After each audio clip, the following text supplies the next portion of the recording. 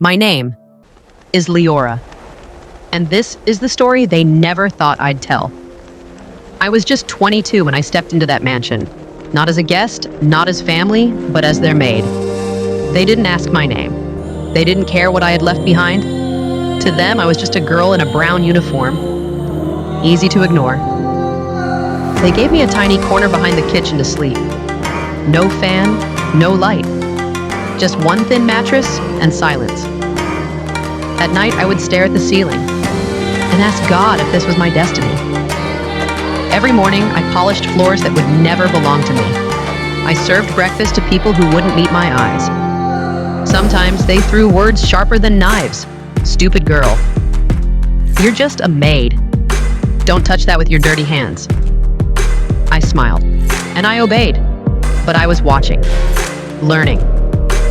One night, I overheard something, a family secret, a betrayal they didn't want anyone to know. I kept it locked in my heart, not because I was afraid, but because I knew sometimes silence is power.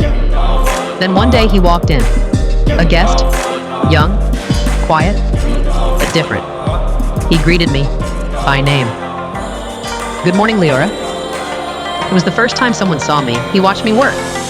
He noticed how I folded napkins, how I cleaned the silverware, how I moved with care, like the house was mine. What he didn't know was, I had a gift. At night, when everyone was asleep, I would sneak into the kitchen and bake. One night, I left a cake behind by accident. By morning, it was gone. That evening, he returned. With a quiet smile, he asked, "Who made this?" I froze. Then he said, "You shouldn't be mopping floors. You should be building something." He offered me a chance, a small event. One cake?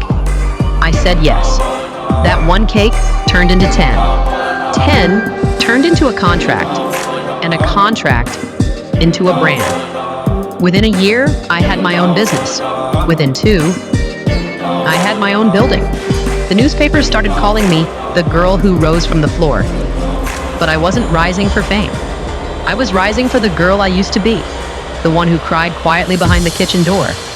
One morning, I returned to that mansion, not in a uniform, but in silk. They didn't recognize me at first, until I smiled and said, "Good morning, I'm Liora." Their eyes widened, their mouths opened, but I didn't wait for their words.